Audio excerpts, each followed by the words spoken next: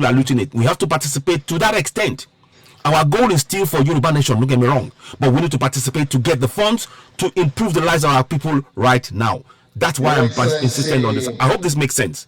We will let's listen on to the broadcast. I'll be bringing this in now and then to remind us. President of the Federal So that's Kenyan president now speaking. Nigeria and Commander-in-Chief of the Armed Forces, Your Excellency. So the Kenyan president speaking now. Vice President-elect Senator Kashim Shettima, all elected leaders here present, Your Eminence's traditional leaders here present, leaders of our different faiths here present. So that's Kenya, Kenya former president. Distinguished guests, ladies and gentlemen. So please don't forget, go ahead and subscribe to Citizen AY on YouTube and Oduduwate Radio 2 on YouTube. We appreciate your support. This is just to give us a bit of a cover of what is going on, so we are aware. Please do share. Thank you. And your entire team for inviting me to Abuja for the second time in under a year to engage together with you in meaningful discourse with leaders of Nigeria. So this is all in preparation for the May 29th of 2023. 29th of May 2023. Inauguration of Tinubu on Monday coming. To be one of my closest colleagues when I was in government, but also a wise and sober father figure in the name of President Buhari. Keep in mind, we are only reporting what is taking place. We are not in any way supporting it because the system has failed us collectively. But we have a duty to report what is going on in as far as we can. Presidents, a club that remains exclusive because it only admits members who have willingly retired from office.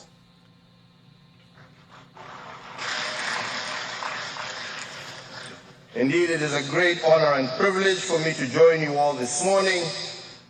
So this was earlier on the day, but I'm covering it live myself now, so that's why it's live in terms of the discussion. But it was earlier on. Consecutive civilian leadership transition. Your Excellencies, please keep in mind as I'll be talking over now and then because I want you to understand. To this end, I'm going to pause for 1 second. Let me just pause for 1 second. The reason why we are covering this is I want everybody, the only option we have as citizens now is to participate in our governance by holding them to account. Not as much as to say that doesn't mean we're supporting the government, but we are going to encourage our people to get what is theirs out of the system until we can change the system. The people will have to be part of the system to be able to change the system. To change the system, it means that we have to insert in that fraudulent constitution a referendum. That is why we need the participation of our people now. When they start demanding and getting what is theirs, they get used to being able to actively participate in their governance and direct and get the government to bend to their will to insert a referendum in this constitution so that everybody can go their separate way. I hope that makes clear sense. So these are funds that are going into accounts in local government areas, trillions of naira, and those funds are being looted. It is time the citizens actively participate in that process to get those funds into the community. That's the extent of our participation, and ensure that we effect the change of referendum in the system. I hope that makes sense. Let's carry on. I'm just trying to bring this in so you know why this is so important. That's why I'm so insistent I'm talking about this. I hope that makes some kind of sense to you as you are watching this broadcast. So let's carry on and hear Kenyatta again. Kenyatta again. I must take this opportunity to extend my most heartfelt and sincere congratulations to the people of Nigeria for choosing yet again to walk the more difficult path, to look past the challenges of a difficult election and to embrace the learnings that come from a maturing democracy. In every high-stakes contest, there will always be those who emerge victors and also those who will end up being losers. What has set Nigeria apart from many nations on our continent today? That's Obadewusi. To disappoint the naysayers sorry. and the prophets of doom, and have opted instead to express their political differences within the framework of a constitutional order.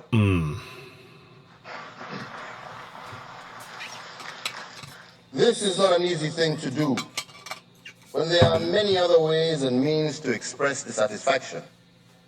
Methods that could easily trigger civil unrest, lead to loss of life, and cause irreparable harm to your nationhood.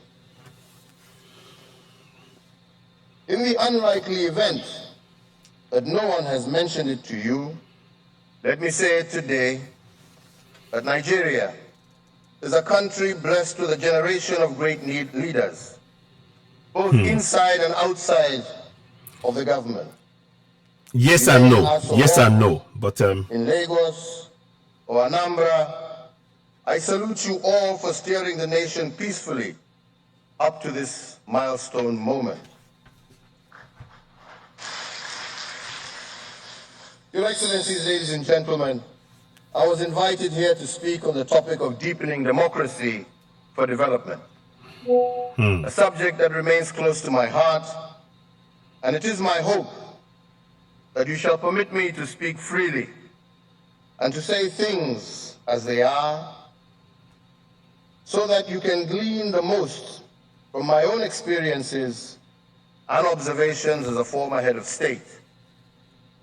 Experiences that not only celebrate success, but that equally acknowledges challenges. And I want to speak to you not as a Kenyan speaking to Nigerians, but as one African speaking to fellow Africans.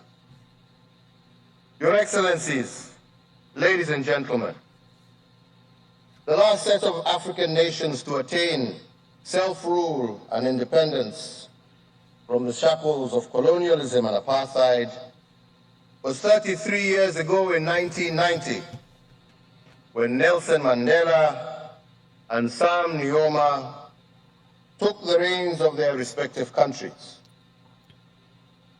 One would have expected that 3 decades on from the departure of those who were oppressed, sadly, discriminated, it's been a mirage. and exploited Africa must wake up. for centuries. Africa must wake Our up. continent, We Africa, need to wake up.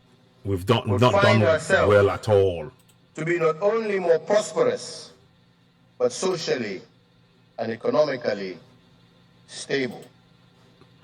I don't agree with that statement. Our immense, I don't agree with that statement. God-given mineral wealth, our agricultural potential, and our abundant human capital to propel the well-being of our citizens and to strengthen our voice in the global community of nations. It is sad to note that today, many thousands of our children are migrating to Europe on fishing boats, I'm glad you spoke. fleeing from chaos and poverty, I agree. and braving harrowing dangers Fact. in search of a so-called better life. Yes. Over Yes. the last 5 decades, more than half the countries in Africa have experienced some form of armed conflict. African states Now you're speaking truth. have Now. either been at war with each other Now. or at war with themselves. Today, as I stand before you, there are at least 15 active theaters of non-international armed conflict on our 15. continent, 15 with a few more teetering on the brink.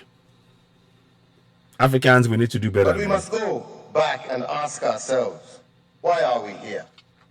I'm so glad this speech is being said. We must remember that when our borders were carved up in European boardrooms in the late 1880s, Yes. Yes. our societies were torn apart by boundaries that do not reflect how we would have chosen to organize ourselves.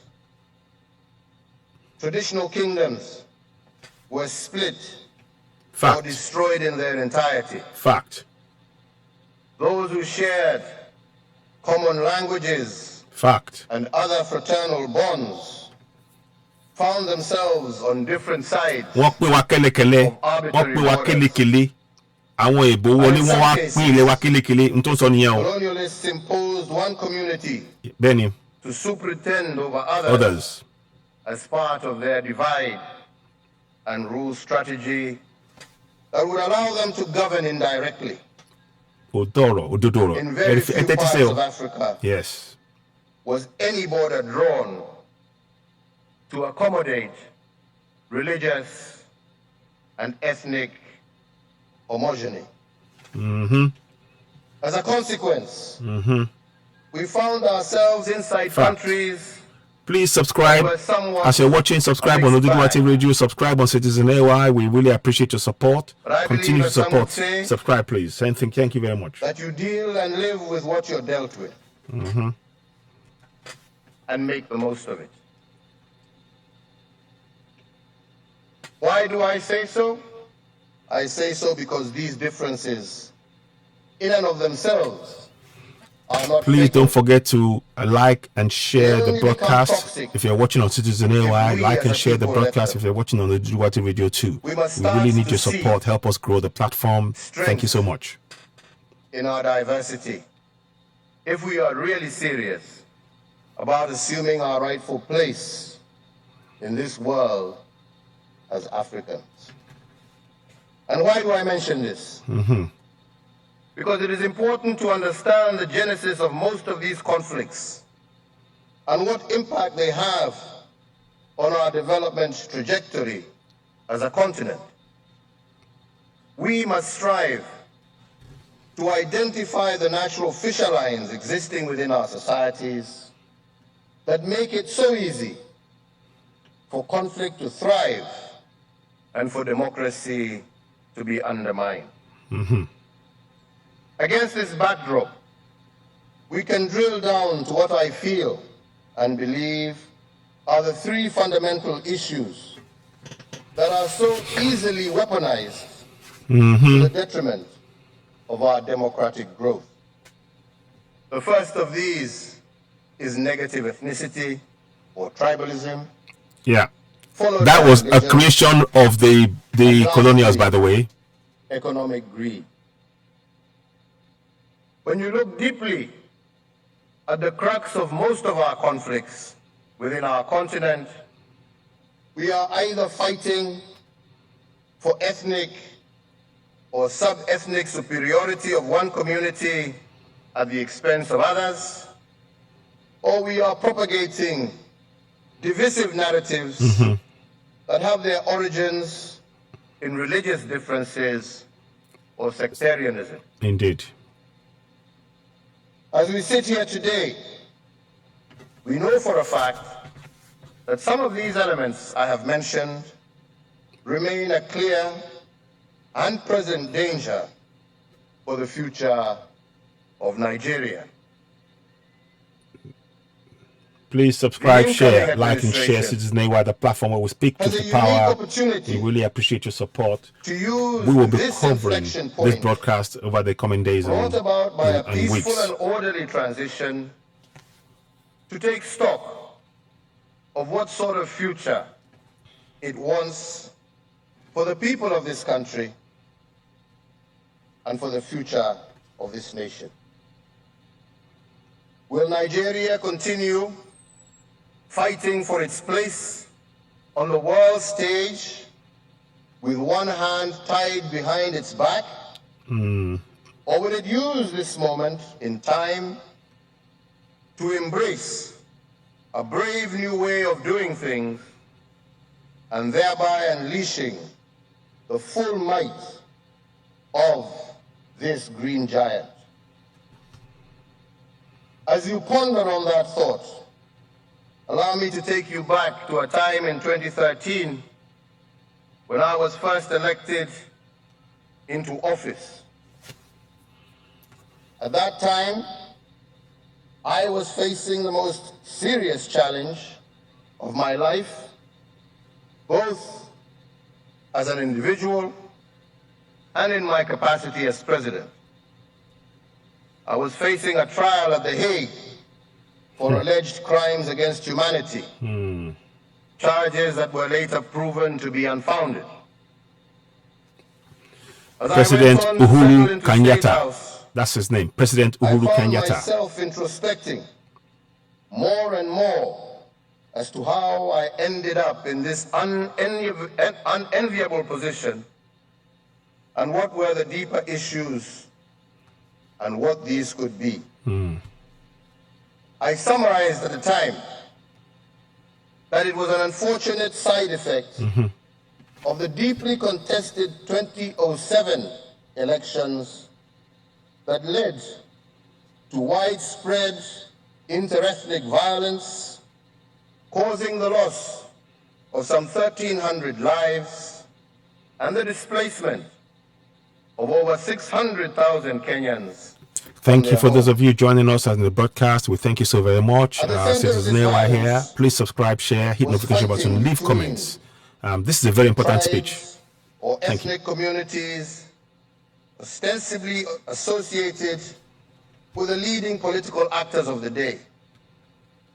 My predecessor and the third president of Kenya, His Excellency the late Mwai Kibaki, the leader of the opposition at the time, the Honorable Raila Odinga, my successor and the fifth president of Kenya, William Ruto.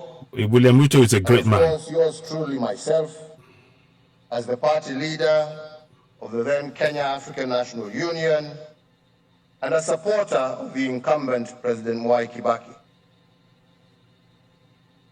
What started off as an election dispute over results between political parties very quickly escalated into a full-scale conflict between different ethnic communities whose perceived historical differences were easy power How did we get to this low point? Whereas what happened in 2007 was unprecedented in its scale and ferocity, election-related violence was not a new phenomenon in Kenya per se. We had seen some different manifestations of ethnic-based electoral violence from the early 1990s with the reintroduction of multi-party democracy. However, nothing was like what we were to witness in 2007 and 2008.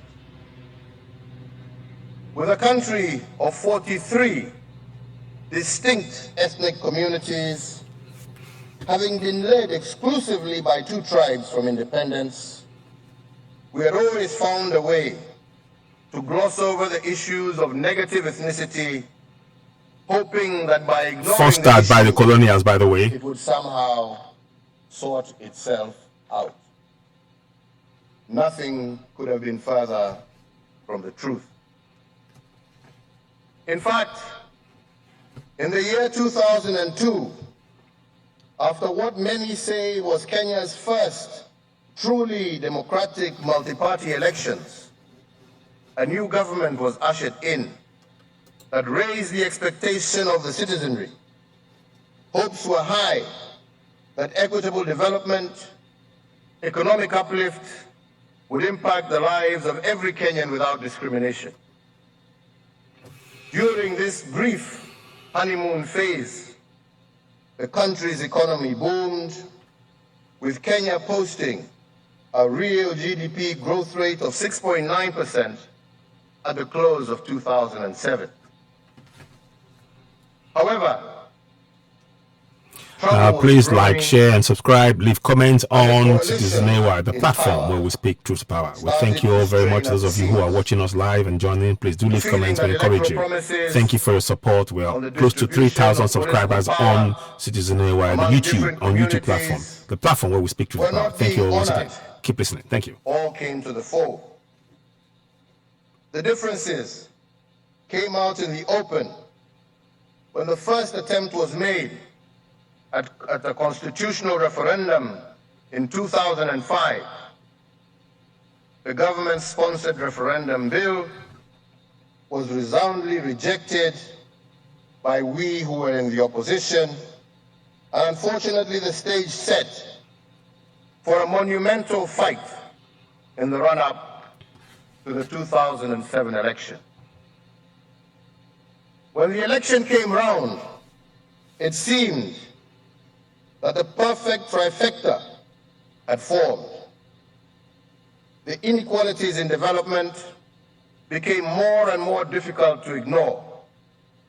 The feelings of some communities that they had been excluded from the national agenda or outrightly subjugated by the government of the day was palpable.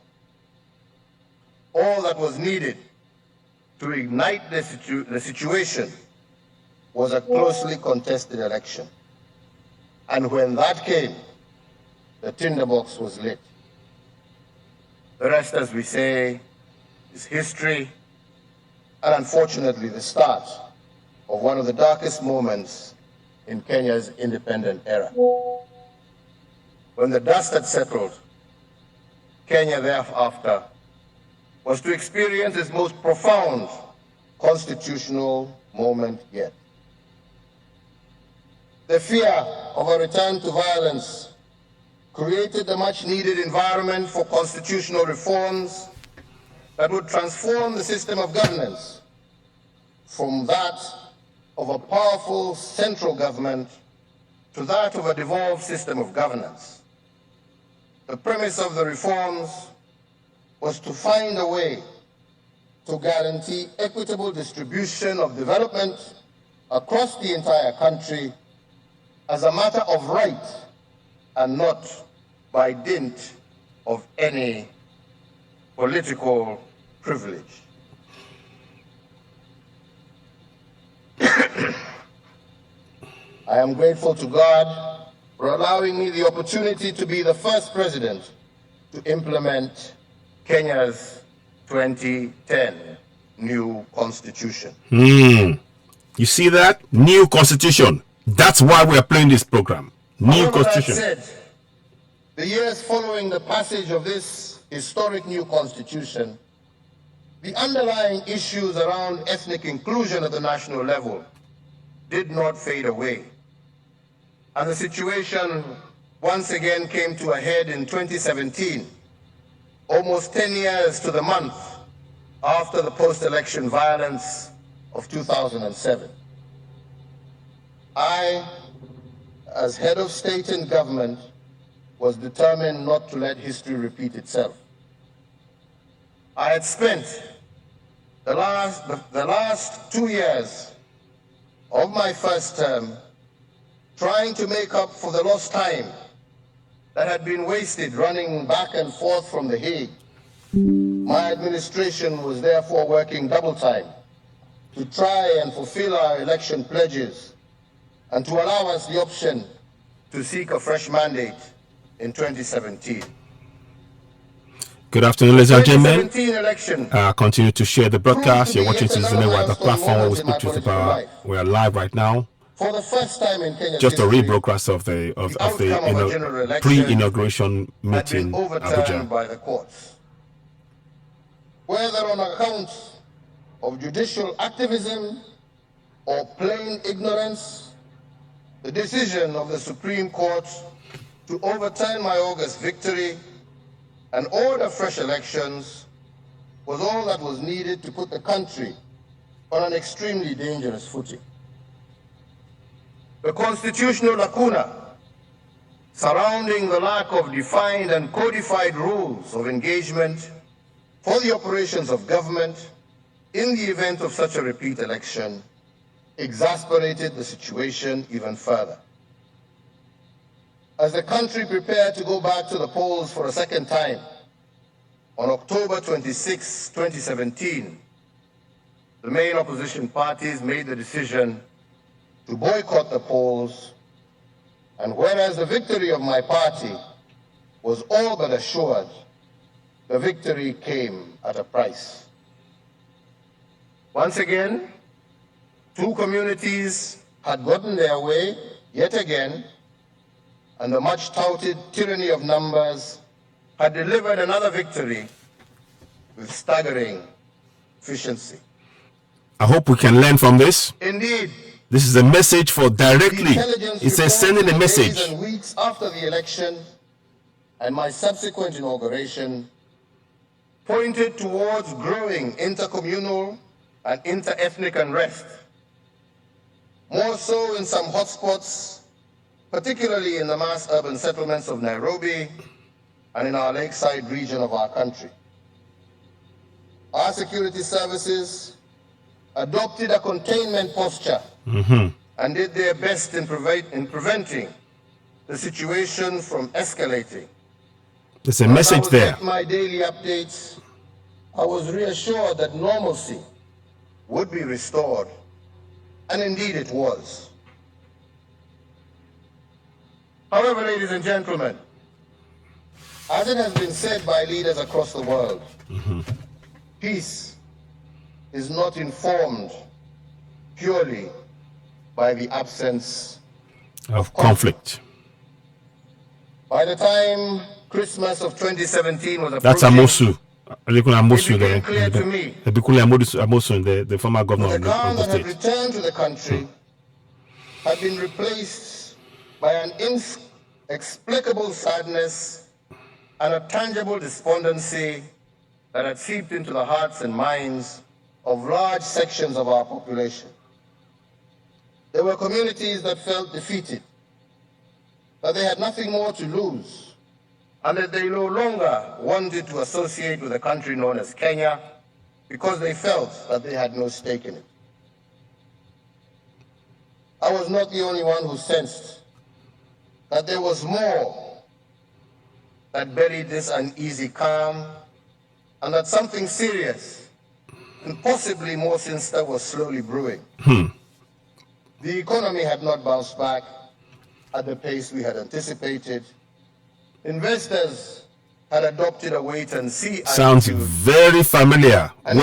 This is where Nigeria is right now. Had an overwhelming majority in this is where Nigeria is right now. Please leave comments, give thumbs up to the on the platform, please. We appreciate you all. Thank you so much. All this happening at a time when I was reconstituting my cabinet, putting in place the organization needed to deliver on the remainder of our pledges to the people of Kenya. And it was then that I was reminded about the inverse correlation between our election cycles and the country's economic performance. Whenever political temperatures went up, real GDP growth came down. The facts do not lie. In 1992, after the first multi-party elections since the lifting of the ban on political pluralism, real GDP growth contracted to 0.8% from 1.4% the previous year. In 1997, 0.8%. it dropped to 0.4%, down from the previous 4.5%. The same thing happened in 2008, when the economy virtually ground to a standstill. The long and short of it was that after every election from 1992, our country would take a hit for up to 2 years. Things would then settle, and shortly thereafter, we would be once again in campaign mood, and the vicious cycle would readily repeat itself. This meant that during every election cycle, thousands of jobs were lost, private investment and private sector. This is a message. He's sending a message to the people seated there. I hope they're listening. I hope they're listening. On our national I doubt it. Agenda. I doubt they're listening. I hope they're listening, but I doubt that they're listening. I doubt it. Possibly one of the most difficult decisions of my presidency. And I resolved two things. Firstly, that I would deliver on my development promise no matter what. And secondly, that I would not be the president that took Kenya back into any form of civil strife.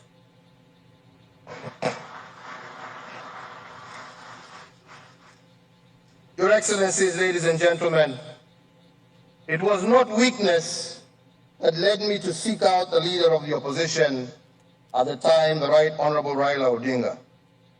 It was the appreciation that it was not about him, but rather the people whom he represented. Buhari, we should be clapping, no, but we're not clapping. Buhari is not clapping, no. By our brand of politics and the imperfections of our democracy. Ladies and gentlemen, please, we encourage you all. Do leave comments. Let's hear your thoughts. We will reply back to your comments directly on both Citizen AYR and Oduduwa TV Radio 2. Leave comments, give thumbs up, hit the notification button, share to family and friends. Very important discussion here. Thank you. Our country, Kenya, exhales a breath of fresh air and freedom.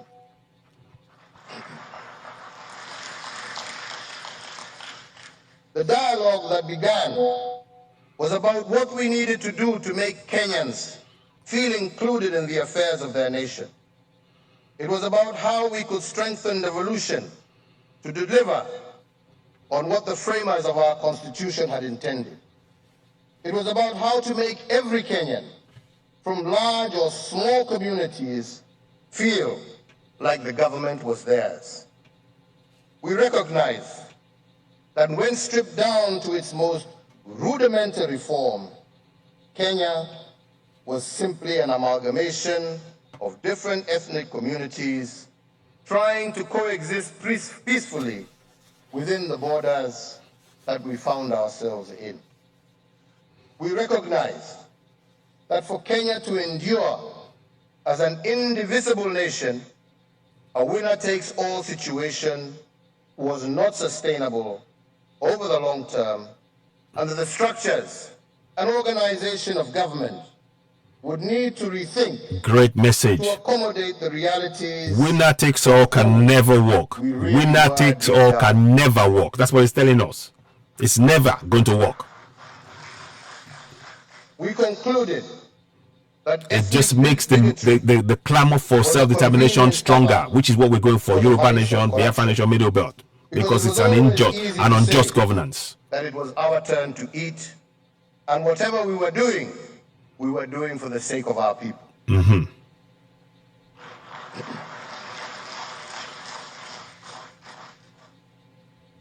Even as the country sighed in relief after the handshake, the weight did not lift from my shoulders, for I now had the arduous task of taking and carrying along with me on this journey those who had benefited from the previous status quo. That, my dear friends, was easier said than done. Many of those from my political strongholds could not comprehend why any political concessions needed to be made to those from other political parties, more so because many of the proposals meant that the tyranny of numbers wielded by the larger communities would no longer be an assured path to absolute power.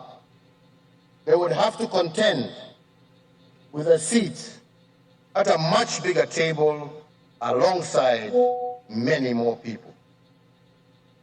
The hardliners in my camp would remain skeptical. Yes. And would take any bump along the way as an excuse to tell me Great comments, Waris initiate General. Thank you a very course much correction. on Oduduwa TV Radio 2. Thank you I so would much for ask your them, comments there. We where welcome do them you so want much. us to Thank you go? so much. Do you want our brothers and sisters back on the streets? Do we want to go back to tear gas and rubber bullets to be our only tools of persuasion? This I flatly rejected, and I said,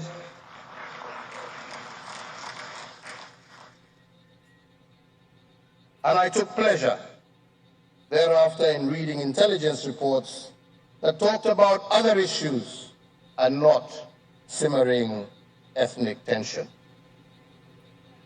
Contrary to the general expectation at the time, I did not dissolve government. I did not initiate the formation of a government of national unity. Both Raila and I knew that the issues we were discussing were too deeply rooted in our people's psyche to be resolved by some simplistic cosmetic touch-ups. After all, as they say, a pig with lipstick is still a pig. Mm-hmm.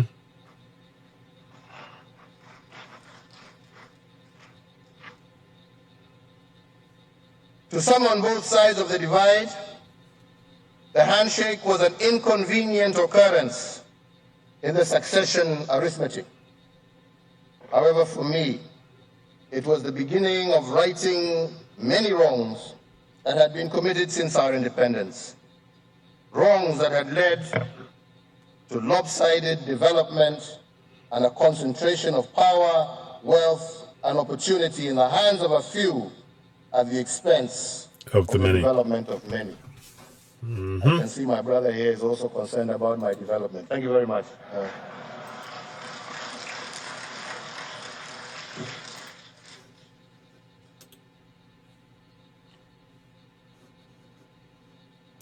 My decision to pursue an agenda of inclusivity bore fruits in many ways. In the period from 2018 up to 2022, thank you very much. Kenya recorded some of its fastest development gains. It was the togetherness of the Kenyan people that allowed my administration to steer the country through the difficulties of COVID-19 that ravaged both lives and livelihoods. It was the unity of purpose that allowed Kenya to play its rightful role in the international stage by securing a non-permanent seat at the UN Security Council and playing host to a multitude of international events. In 2022, it was this unity and sense of inclusion that allowed us to experience one of Kenya's most peaceful general elections while closing the year strong economically. AKB Ventures, thank you. GDP yes. Growth rate of 4.8%. AKB Ventures, thank you so much for your comments on there. I appreciate that. Yes. You said zoo is gone forever. Referendum is a democratic process. Restoration of Biafra, Oduduwa, and other ethnic nations in Nigeria is the better safety and success of Africa. Absolutely. AU and ECOWAS should stop playing with politics with our lives of indigenous people of Biafra and Oduduwas. Well said. Well said, my brother. I appreciate that. We stayed true to our constitution. I will, yeah. Although I completed my term in office, having not realized to my full satisfaction the agenda of de-risking Kenya's governance structures for the benefit of future generations, I remain committed to the cause because I feel that when we embrace inclusion, consultation, and consensus building in our politics, it only serves to improve the lives of our citizens. Thank you. Well said. I wonder who brought this man here to speak, because this is a speech timely now. And that politics remains the art of the possible. Mm-hmm. As I today settle into my retirement and shift my focus, time and energy towards the peaceful resolution of conflicts on our continent, I remain alive to the fact that I must continue to play a part in fostering peace in my home country of Kenya.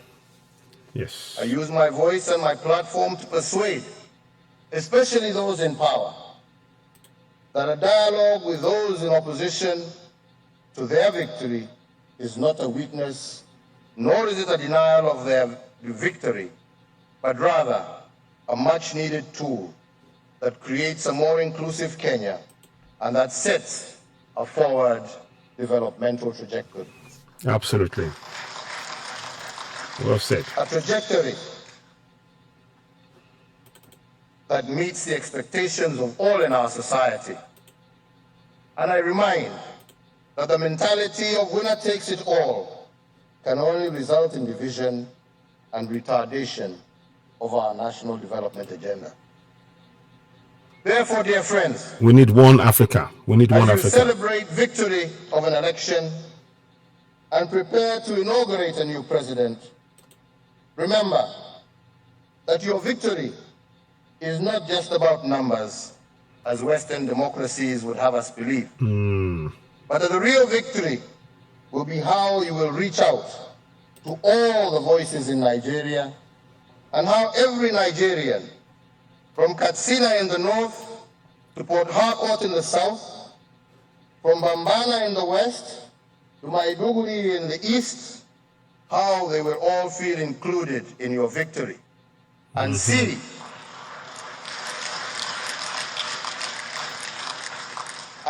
your government as their government, your agenda as their agenda, one Nigeria, one government for all.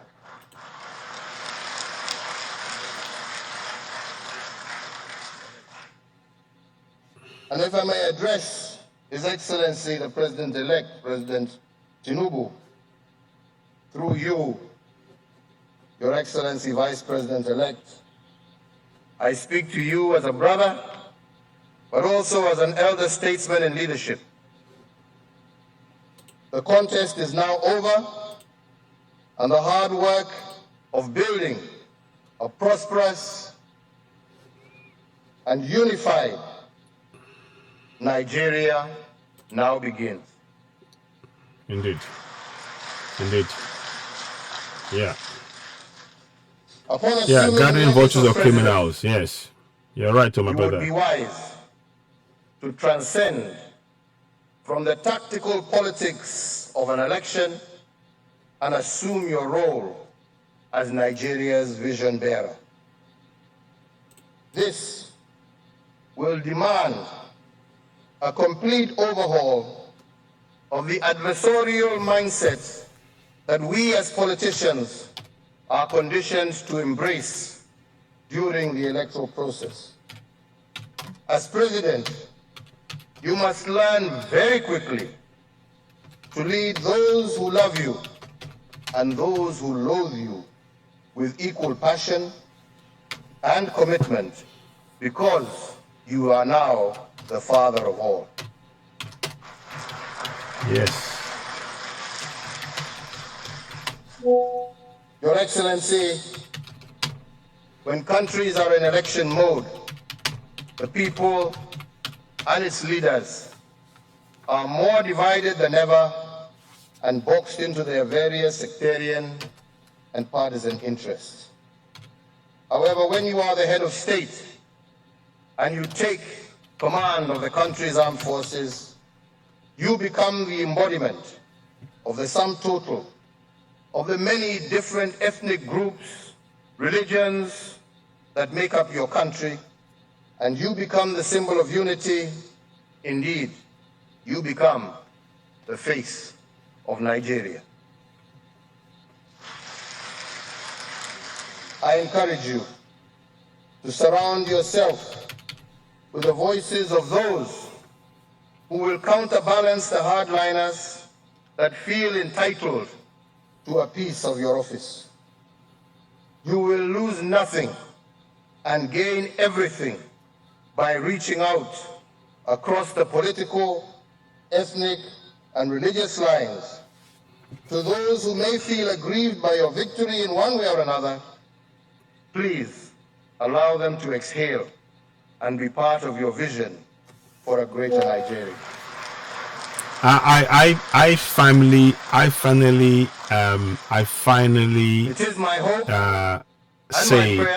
I firmly say that Yoruba nation has to be the goal, Biafra middle belt for me, because the walk current the crop of difficult leaders, path, I don't see how it's going to work. overcoming That's those why I say three participation in our enemies. governance is I important. started by mentioning the three enemies of nationhood: negative ethnicity, religious discrimination, and corruption.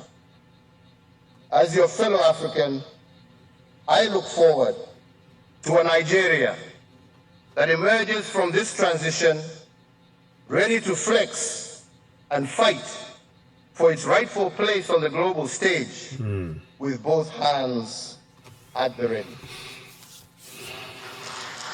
We're hemorrhaging talents in Nigeria. That's evidence of bad governance. We're hemorrhaging talents to the rest of the world in Nigeria. That's evidence of bad governance. For your leadership, I thank you for your friendship. Ladies and gentlemen, I thank you all very kindly for your attention. May God bless you all. May God bless the Federal Republic of Nigeria and her people. And may God bless Africa. Thank you very much. I'll have to give him that. I have to give him that.